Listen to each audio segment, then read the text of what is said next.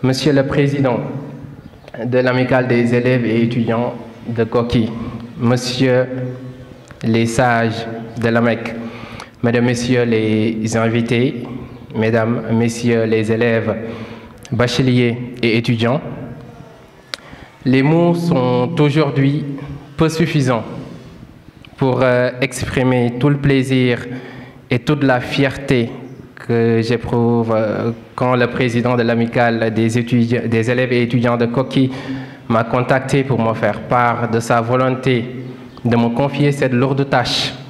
Je me suis posé des questions. Mieux, j'étais surpris. Je me suis dit, mais avec tous les cadres que Koki a produits, avec toutes les têtes pleines et bien faites que Koki a produit, pourquoi moi? Alors aujourd'hui, Monsieur le Président, je me pose encore cette question et j'espère que vous allez m'aider à avoir une réponse à cette question. Je pense que la transition est parfaite également pour remercier le Président et les membres de l'Amicale des élèves et étudiants de Koki. Merci d'avoir pensé et d'avoir porté votre choix sur ma modeste personne. Si je ne connaissais l'affection que vous me portez, j'aurais été tenté de bomber le torse et de tomber dans un narcissisme qui m'a jusqu'alors épargné, pour reprendre le juge Kebambaï. Je dois vous dire combien je suis heureux d'être aujourd'hui parmi vous pour échanger sur une question qui nous préoccupe tous.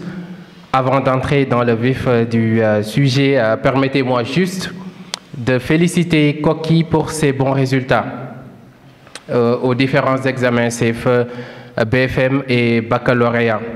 Ce n'est pas une surprise, croyez-moi, pour qui connaît ce village connu de tous, pour son histoire, son enseignement islamique et ses fils qui brillent et continuent de briller dans plusieurs domaines dans le monde entier. Félicitations donc à tous les candidats qui ont réussi leur examen et du courage à ceux qui n'ont pas eu la chance de franchir la ligne. Vous n'avez pas démérité. Croyez-moi, ne baissez pas les bras et dites-vous que la prochaine sera sûrement la bonne. Félicitations également aux professeurs sans qui rien de tout ceci ne serait possible, car vous le savez, merci donc pour l'encadrement et le sacrifice. Enseigner, ce n'est pas du tout facile. Abdou Karim Sy en sait quelque chose. Ce n'est pas du tout facile d'enseigner. Ça demande beaucoup de sacrifices. Ça demande aussi de la pédagogie, qu'il pleuve ou qu'il neige. Et heureusement qu'il ne neige pas en Afrique. Mais c'est difficile, il ne manque jamais à l'appel. Donc, chers professeurs, si quelqu'un peut changer le monde, c'est bien vous. Car c'est vous qui transmettez le savoir-vivre, le savoir-faire. Et il ne peut y avoir de développement sans vous. Donc, félicitations encore et merci pour tout. Je pense que c'est le moment également de rendre un vibrant hommage aux parents qui nous ont montré la voie et qui nous poussent toujours à aller plus loin. Ils méritent des applaudissements, nos papas et nos mamans, qui font parfois l'impossible pour qu'on puisse réussir. Ils se lèvent toujours avant nous et quand nous, on part au lit, ils restent encore debout. Si nous n'avons jamais eu l'occasion de vous le dire aujourd'hui, je pense que le moment est parfait pour vous dire, chers parents, merci. Merci d'être toujours là pour nous. Nous prions également pour que Dieu vous prête longue vie, pour que nous puissions nous aussi être là pour vous et essayer de payer une petite partie de la dette parce que c'est clair, nous ne pouvons pas vous payer tout ce que vous avez fait pour nous, chers parents. Merci. Je pense qu'il est temps également de parler un peu du sujet que j'ai à traiter aujourd'hui, un sujet essentiel pour chacun de nous. La question à laquelle nous allons essayer d'apporter des tentatives de réponse est une question complexe et qui nous empêche parfois, pour ne pas dire souvent, de dormir. c'est la question suivante: comment réussir ses études supérieures? Vous le savez peut-être, le maintien des sociétés modernes à un haut niveau de développement scientifique, technologique, économique, social et culturel est tributaire du niveau d'éducation générale de sa population et de la proportion de cette dernière, donc l'éducation qui réussit des études supérieures.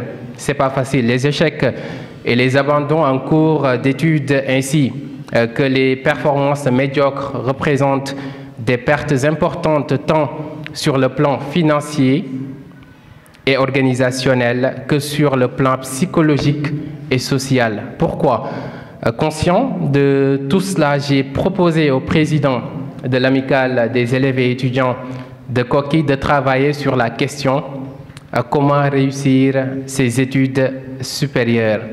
Alors pour essayer de trouver des réponses, une convergence vers la nécessité de mieux outiller les étudiants et les étudiantes du premier cycle dans leur manière de s'y prendre pour planifier et gérer leurs sessions, se motiver, étudier, observer, organiser leurs pensées, résoudre des problèmes, chers bacheliers.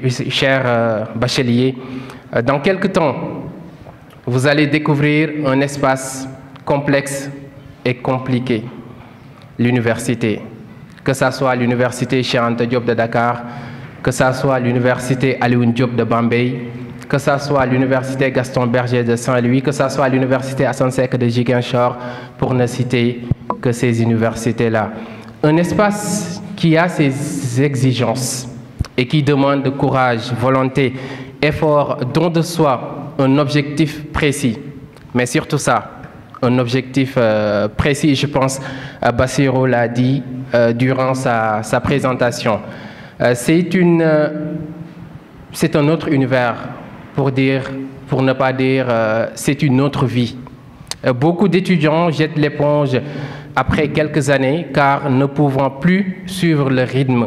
Il faut être donc courageux et déterminé pour suivre le rythme à l'université.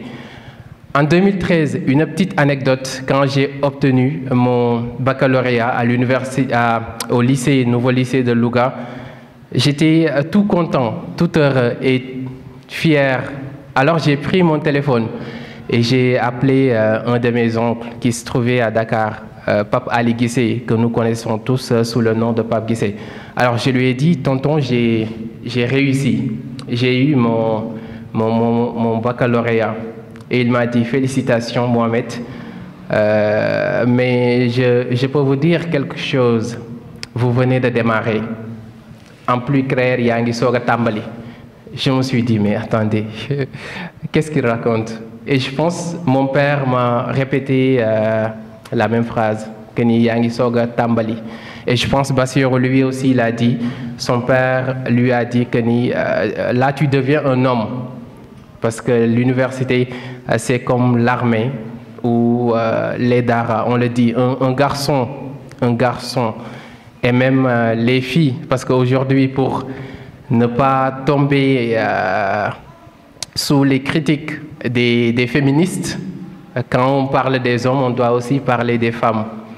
Parce que j'en sais quelque chose, je me suis spécialisé en genre en deuxième et troisième année au CESTI. Donc les questions de genre, différentes des questions féministes, sont aujourd'hui des questions de tous les jours.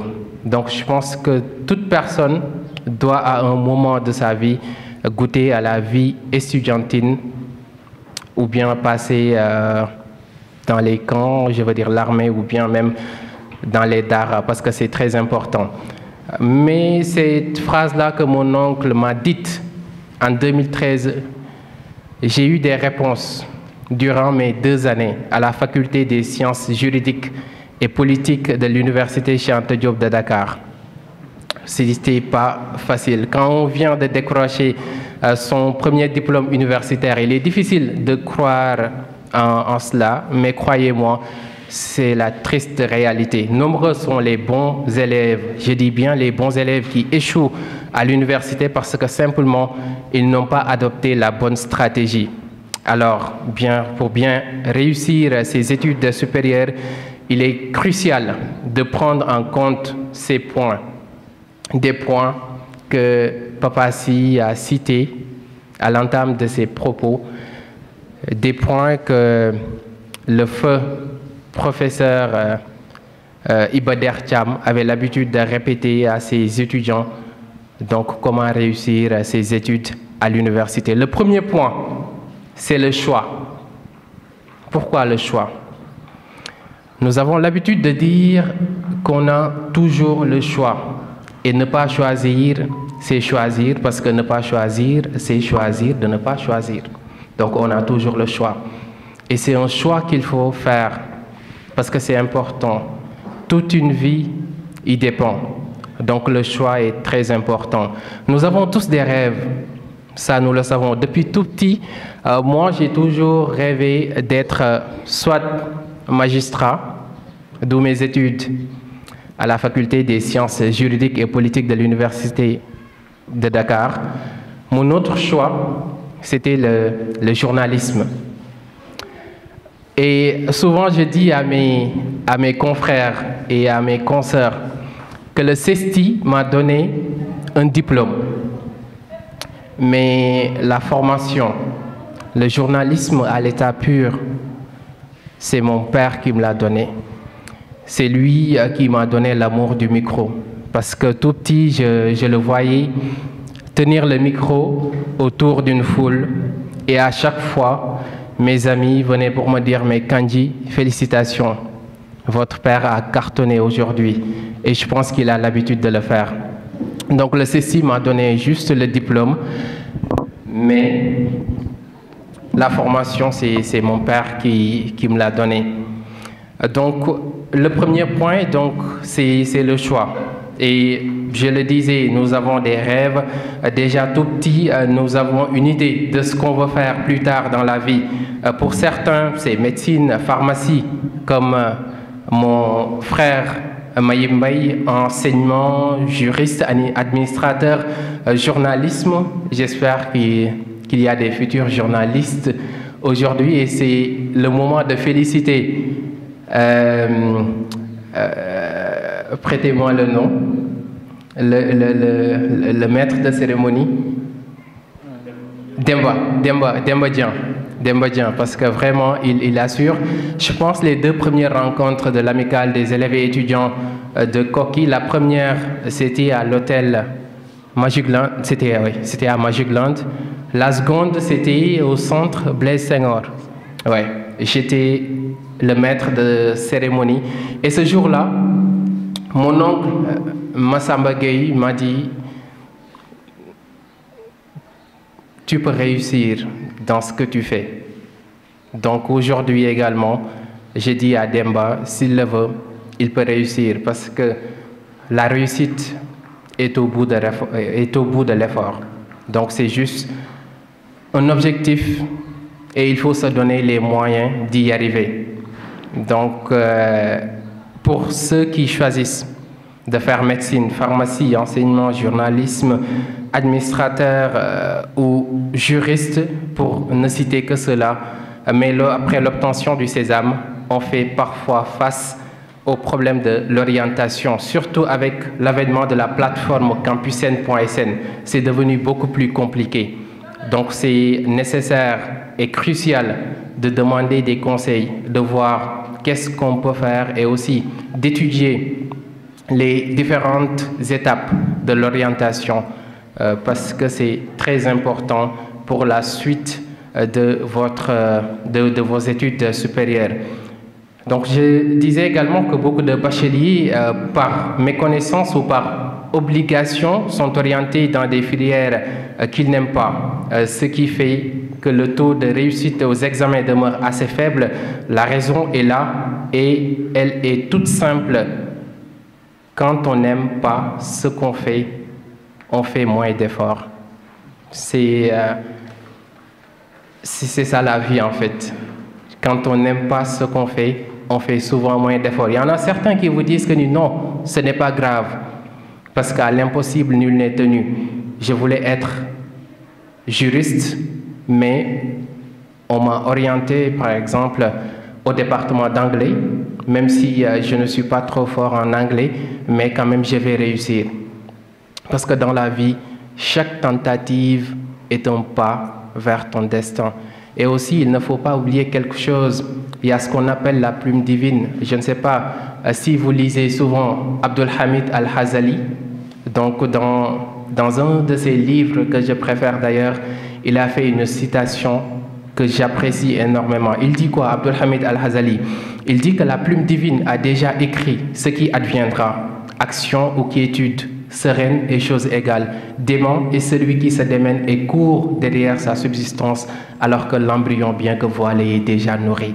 Donc parfois, le destin est là, on ne peut rien y faire. Ce qu'il faut faire, c'est l'adaptation et avoir une mentale de résistance. Ça aussi, c'est très important. La mentalité, je voulais dire, ça, c'est très important. Et aussi, se dire que ni à cœur vaillant, rien d'impossible. D'autres l'ont fait. Des générations avant nous ont su affronter dans la plus grande dignité des épreuves beaucoup plus difficiles et dans des contextes bien plus sensibles. Donc le choix, c'est très important. Et après le choix, venons-en à l'organisation. Après le choix, venons-en à l'organisation. L'université est différente, comme vous le savez, du lycée, du collège et de l'élémentaire. Il faut être méthodique pour pouvoir s'en sortir. Être méthodique commence par savoir quel genre d'étudiant on est, qui on est, pour être beaucoup plus précis. Pour Mireille Houard, c'est un grand écrivain, un grand auteur également. Pour lui, un étudiant qui réussit sa première année est un étudiant stratégique. Pourquoi? Pour lui, les études en sciences de l'éducation ont montré qu'il y a 3 sortes d'étudiants. Ceux qui étudient en surface et qui réussissent peu, ceux qui étudient activement mais qui ne réussissent pas du tout, et il y en a ceux qui étudient et réussissent beaucoup. Donc je le disais, souvent on voit de très bons élèves au lycée et même des élèves vraiment brillants, mais toutefois arrivés à l'université, on ne comprend plus, on n'arrive plus à comprendre. Pourquoi? Parce qu'ils n'ont pas été stratégiques. Et je pense que ça, c'est très important. Une bonne stratégie va de pair avec l'organisation. Elle reste ainsi le maître mot. Tout sera beaucoup plus simple si vous êtes un minimum organisé. On connaît tous le concept de travailler dans l'urgence. Il y en a qui vont vous dire non, ce n'est pas grave. L'examen est prévu pour le 31 octobre. Donc j'ai le temps d'aller à la plage, j'ai le temps d'aller voir des amis, vadrouiller en quelque sorte, mais non. Travailler dans l'urgence à l'université, il est difficile de s'y mettre la veille pour le lendemain. Donc, il faut être méthodique et travailler tous les jours. C'est pourquoi il faut se donner des objectifs. Morceler son temps de travail permet aussi de profiter pleinement et sans stress et de la vie étudiante. Parce que vous savez, le stress, ça bloque. Et c'est ce qui suscite à se surpasser. Il y en a beaucoup qui sont très forts, mais le stress, ça bloque, c'est un frein et il faut lutter contre le stress. Comment? En étant méthodique. Ce qui me permet d'arriver d'ailleurs à un autre point essentiel, comment étudier. C'est là que la prise de notes, comme l'a dit tantôt Abdou Karim Sy, devient importante, voire primordiale. De la classe de CI à la terminale, les classes sont composées entre 30 et 60 élèves. Un jour, vous vous retrouvez dans un amphithéâtre de 1500 étudiants. C'est énorme. Mon premier jour à la faculté des sciences juridiques et politiques, je me suis dit waouh, parce qu'il n'y avait plus de place assise. Et je me suis levé très tôt 3 heures du matin, parce qu'on m'a dit pour avoir une place assise, il faut se lever tôt. Donc, le premier jour, je me suis levé vers 4 heures. Donc, déjà à 5 heures, j'étais à l'université, mais il n'y avait plus de place assise. C'était le groupe A à l'université Cheikh Anta Diop de Dakar. Donc, 1500, parfois plus. C'est compliqué. Vous imaginez un peu, 1500 étudiants dans un espace. Parfois, il faut se lever tôt, très tôt, pour espérer avoir une place assise, comme je l'ai dit tantôt. C'est compliqué. C'est très compliqué. Le professeur, lui, que vous soyez là, que vous soyez debout, que vous soyez assis, ce n'est pas son problème. En tout cas, il va donner son cours. Vous le voyez seulement. Parfois, vous l'entendez seulement. Donc, si c'est compliqué. Il est difficile de se concentrer à 100%. Donc, apprenez dès à présent à prendre des notes. Ça vous fait moins mal au poignet durant les cours et la prise de notes permet surtout de réviser plus rapidement. Un cours écrit en entier va être 2 fois plus long à la relecture. Alors que si vous avez pris des notes, la relecture sera plus claire et plus rapide. Mais pour prendre des notes, il faut être là tous les jours, l'assiduité. Je pense qu'Abdou Karim Sy l'a dit également. Donc, c'est un autre point important. Oui, nous savons, sécher les cours, faire l'école buissonnière, c'est tentant. Nous l'avons tous essayé une fois ou deux durant notre cursus scolaire. Certains veulent juste faire l'expérience, surtout quand il n'y a personne pour vous surveiller et vous dire que vous... Pourquoi vous n'êtes pas allé à l'école aujourd'hui? Parce que si on est là, le matin, il y a la maman ou le papa qui vient vous dire « Mais réveille-toi, il est l'heure d'aller à l'école. » Mais à l'université, il n'y a personne pour vous dire « Baba Guissé, il faut que tu te lèves pour aller en cours. » Parce que là, l'étudiant est souvent logé à l'université, souvent il est chez des parents, mais on ne connaît pas l'emploi du temps à l'université. Donc on peut sécher autant qu'on le voudra, mais sachez que c'est une dette. Et c'est une dette à payer. Et parfois, ça peut être très salé. Donc, retenez que sécher, c'est avant tout un trou béant dans vos notes et du retard sur votre emploi du temps. Être assidu, c'est donc comprendre plus rapidement vos cours et cela permet de ne pas perdre du temps à rechercher soi-même les différentes informations qui vous auraient échappé. Donc, dites-vous qu'à chaque fois que vous séchez un cours, vous risquez de ne pas répondre à une question à l'examen. Si on rate une question, on risque de ne pas valider et si on ne valide pas cette matière, on risque de rater cette année. Et dites-vous qu'une année ratée, c'est 12 mois de salaire perdu. C'est 12 mois de salaire perdu. Parce que si aujourd'hui je dois reprendre ma licence, parce que j'ai passé tout mon temps à faire l'école buissonnière, j'ai une année durant laquelle je pouvais percevoir au minimum 100 000 francs par mois. 100 000 francs par mois pendant 12 mois, c'est 1 200 000. On en a besoin, les gars. Donc, c'est une responsabilité à prendre en compte et je pense que les parents ne méritent pas ça. Donc, il faut être assidu. Ce qui me permet d'arriver à un autre point très important, c'est le travail de groupe. Travailler ensemble. Vous ne le savez peut-être pas, mais les camarades sont essentiels à la réussite. Les Wolofs disent « Lu kenn mën, ñaar ñoo ko dàq ». Donc, et l'union fait la force. Donc, travailler en groupe. Essayez de trouver donc des personnes en qui vous pouvez avoir confiance. La confiance est très importante car les personnes ne sont pas toutes les mêmes. Les intentions ne sont pas non plus les mêmes. Il faut alors trouver des camarades qui partagent notre ambition de réussir, des camarades sérieux et studieux. Supprimez les brebis galeuses. Ils vous retardent. Les fêtards, également, ils vous retardent. Les immatures, ils vous retardent et les sans ambition. Il y en a qui vont vous dire, mais tu es un vrai villageois. Tu passes tout ton temps à étudier. Mais allons à la plage ou bien allons faire la fête. Sortons un peu. Mais non, refusez. Regardez, pour pouvoir profiter pleinement de son temps, il faut avoir quelque chose dans la poche. Si par exemple, aller à la plage, vous aurez besoin d'une voiture, avec la petite bourse qu'on a, on ne peut pas se permettre de faire certaines choses. Donc, il faut se concentrer. C'est juste un temps et ça ne dure pas. Donc, maximum de concentration.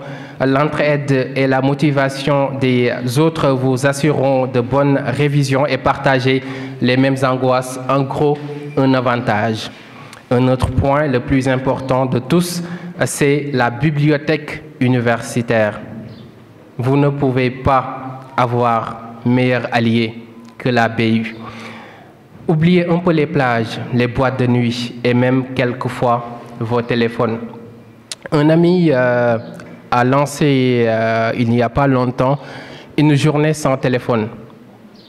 À la place des téléphones, chacun devait avoir un livre à lire. Et croyez-moi, c'est très important. Bon, je ne vais pas vous mentir en vous disant que toute cette journée-là, je n'ai pas touché à mon téléphone, je l'ai fait tantôt, mais j'ai quand même réussi à lire quelques chapitres d'un livre que j'aime tant, un livre que j'ai déjà lu, un livre qui me plaît toujours, et c'est L'aventure ambiguë de Cheikh Hamidou Kane. Donc, oubliez un peu les choses qui vont vous distraire. La BU impose une certaine rigueur et de la concentration. C'est un lieu propice à votre réussite car vous y trouverez tout. Tout ce dont vous aurez besoin pour réussir. C'est un endroit calme, facile pour les révisions et les documentations. Lisez, lisez et lisez. Lisez jusqu'à atteindre vos limites. La fatigue sera probablement votre pire ennemi durant toutes vos années d'études, entre les soirées bien arrosées, les journées remplies de cours, les révisions. Difficile de trouver un rythme de sommeil adapté. La fatigue est là. Et c'est notre pire ennemi pire ennemi également de votre mémoire. Plus vous êtes fatigué, plus votre cerveau tourne au ralenti, mais à chaque fois que ce moment arrive, souvenez-vous de ce que vous avez laissé derrière vous. Souvenez-vous que dans ce monde, rien ne tombe du ciel. Ça, c'est notre professeur Thierno Diop, professeur en sociologie, qui avait l'habitude de le répéter, rien ne tombe du ciel. Donc il faut se battre et il faut travailler, tenez bon, repoussez les limites du possible, c'est bien possible, concentrez-vous, étudiez bien et n'oubliez pas de vous reposer pour éviter le surmenage. Chaque tentative sur le chemin est un pas vers votre destin. Ne craignez rien également. Des générations avant nous ont su affronter dans la plus grande dignité des épreuves bien plus difficiles, dans des contextes bien plus sensibles, pour nous laisser cette chance d'y croire aujourd'hui. Ses papas, ses mamans, ses oncles, tantes, frères et sœurs s'en sont bien sortis. Donc, on peut le faire nous aussi. La créature divine ne doit rien craindre. Nous sommes sacrés aux yeux du bon Dieu et disons-nous que l'impossible n'existe pas. Chers frères, chères sœurs, je pense qu'il me faut maintenant prendre congé de vous.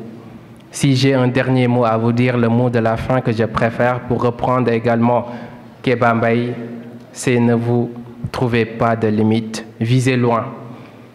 Donnez-vous les moyens d'atteindre vos objectifs. Le grand slameur que vous connaissez, peut-être Grand Corps Malade, a dit dans un de ses slams que je préfère également et que je vais partager avec vous. Il dit « Je crois que nous avons tous une bonne étoile, sauf que des fois, elle est bien planquée. Certains même plus que d'autres, mais il faut aller la débusquer. Parfois, ça prend du temps de faire 3 fois le tour du ciel. Mais si vous cherchez et que vous trouvez, à mon avis, c'est l'essentiel. Il faut y croire un peu. Il y a bien des fleurs qui poussent dans le sable, ça nous le savons, Et c'est quand tu te bats qu'il y a de belles victoires que tu peux arracher. Vivre, c'est accepter la douleur, les échecs, les décès, mais aussi plein de bonheur. On va le trouver en insistant. Et pour ça, il faut du cœur et un mental de résistant. Soyez résistants et battez-vous. Battons-nous pour assurer la relève. Nous devons bien cela à notre cher Koki. Merci encore à l'amicale des élèves et étudiants de Koki qui a porté son choix sur ma modeste personne. Je me répète, merci à tous ceux qui sont venus assister à cette conférence et mention spéciale à une personne qui m'est chère et qui m'a aidé un peu dans la préparation de cet exposé. C'est une fille de Koki qui vit actuellement à Dakar et merci pour votre aimable attention.